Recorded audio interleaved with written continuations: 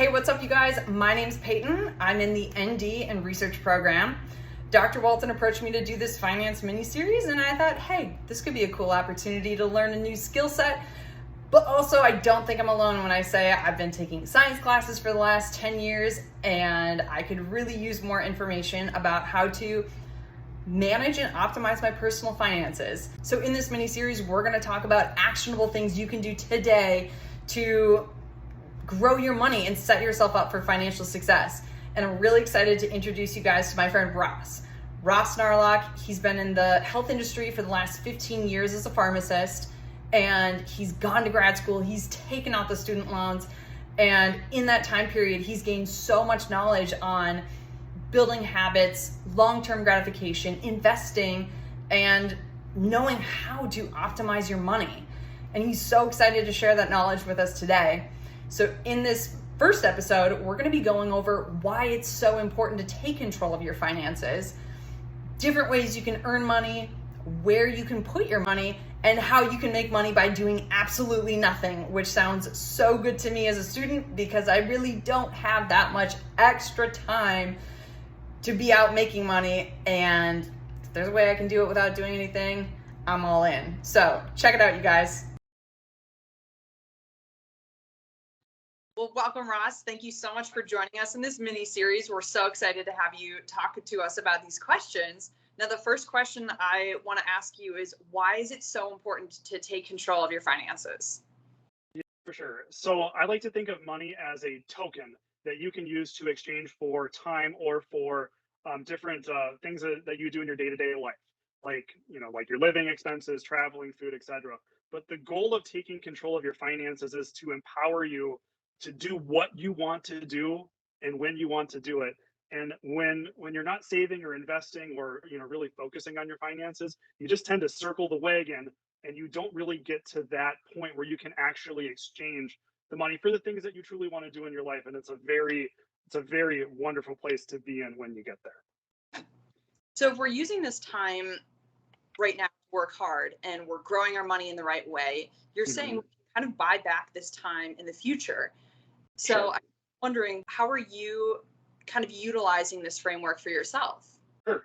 Well, to me, it gets down to the basic of you got to know why you're saving your money and what you want to do in the future. And without having a plan in place for how you want to live your future life, really, it's not going to mean a whole lot to you. So that's why, like, to me personally, like, I have future plans to travel with my family. I want to put my kids through college so that way they can get themselves off to a good foundation. And really, I want to get to a point where I can live my life on my own terms without having to be dictated by an employer or just doing the day-to-day work grind. I want to be able to do what I want to do when I want to do it. And to me, that's a very empowering feeling to feel that. Yeah, absolutely. And so it seems like everyone should kind of figure out what their why is and what they want to do in the future and kind of what they would cash in their token for themselves. And maybe that would be really helpful in starting this whole process of getting their finances in place. For sure. You need to have that why in place first, because that's going to be that momentum that will keep pushing you forward on this journey. So that way you can, like you said, be able to exchange that money for that in the future. So Ross, as you know, I'm a student, and I think a lot of the audience members are students also. And time is so limited for us to go out and make money. So can you talk a Sure. little bit about different ways we can grow our money? Sure. Well, the way that most of us are familiar with is what we refer to as active income. So that's the money that you earn from a physical job, using your body, using your brain, and it's like the main way we earn money. But the great thing is there is another type of way we can grow our money, which is what we refer to as passive saving and investing. Okay, totally. Yeah. So active income, I think all of us are very familiar with working hard and putting in the hours, but you're Mhm. talking about passive income, and where can people put their money? That's a great question. Well, there's really like two things I really see that you can do with your money when you earn it. You can either spend it or you can save it. And the account that most people are familiar with is going to be their checking account. And that account is what you should be using for your day-to-day expenses, your rent, your bills, etc.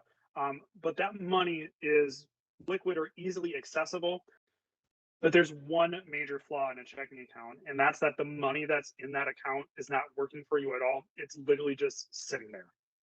Checking accounts traditionally earn practically no interest at all. So that money is simply just in a holding tank waiting for you to spend it, when you can use some of that excess money that you have in that account and put that into what we refer to as a savings account that has the ability to grow and earn an interest rate. So your money actually then starts to work for you instead of just sitting there. So if we have a lot of our money in our checking account, maybe from direct deposits, and we're using it to pay our bills, where should we be putting our excess money, the money that we're not using to pay our bills? Sure. Well, I like to try to optimize my accounts so that way I'm getting the most bang for every dollar that I earn. So the money that I have left over from paying my bills, I redistribute into either a savings account, a investment account, or some sort of a retirement account, because the money that is in these accounts will work for you over time. And the goal really should be to shovel as much of that money as you can into there. Wow. So the way you're talking about distributing your money seems like a way that we could work smarter instead of harder. So can you kind of speak to why that's so important? Because these are the accounts that allow your money to grow and compound over time. Give it to me like. So if we're shoveling this money over into these savings account, I mean, that sounds awesome that it can just grow for us. So what's the easiest way to get started? The easiest way to get started is to put your money into what's referred to as a online high yield savings account. So these accounts are basically online banks where you can get about 4.5 to 5.25% interest on your money, which is great because in a checking account you're getting zero. And these accounts are safe; they're 100% insured. So whatever money you put in there, there's no risk associated with it. And really, it's that first piece in optimizing what you do with your money. Wow, 4.5 to 5% interest rates. That sounds really good. Do interest rates stay that way, or do they kind of fluctuate? Well, the thing with interest rates is they do fluctuate, but the time that we're in right now has been some of the best interest rates that we've seen in over the last 10 to 15 years. So now is a great time to get started. And once again, the best part about these accounts too is whatever money you put into them, it's 100% safe. It's deposit insured, so you have no risk of losing your money. It's just a great way to earn money. It's as simple as putting your money in the right place. So the best way to look at where rates are right now at various banks, there's a website called bankrate.com. It's free, but it does list all the different banks that are and what they're offering for their high yield savings accounts. So my advice would be to take a look at that website just to see what banks are offering, and you just open up an account. It's as simple as that. In future episodes, we'll talk more about the investments and the retirement accounts, because the great thing about those accounts is it's a way to supercharge your passive income. Really Okay. good at that. So, like a lot of the audience members are students, our Mhm. active income is really limited, especially while in school, and it's likely going to be this way for the next 2 or 3 years until we graduate. So, what can we really do right now? Well, I think the simplest thing or easiest thing that you can do right now is start to get the mindset in place and start to develop some of like the successful financial habits. And probably one of the most important ones is that concept of delayed gratification.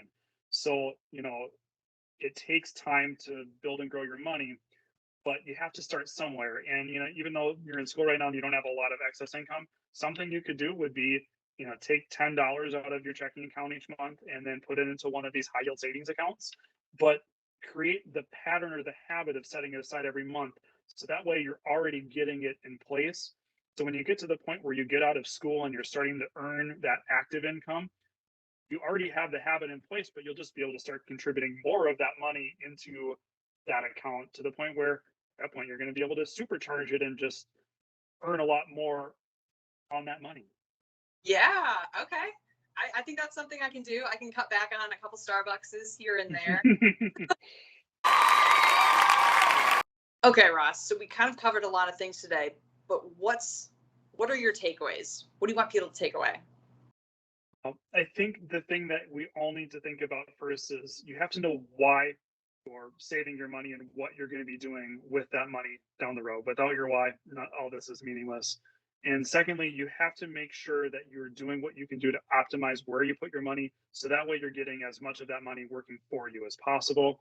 And lastly, to get back to the easiest thing you can do is start to develop some of those good financial habits and start to develop that delayed gratification mindset, because that's what's truly going to help you be successful in this journey. Awesome. Thank you so much, Ross, for being on this mini series with us. Oh, I look excited forward to be here. Yeah, I look forward to hearing more of what you have to say about investing and retirement accounts and everything else that you have to share with us. That's awesome. Thanks, Peyton. Thanks, Ross.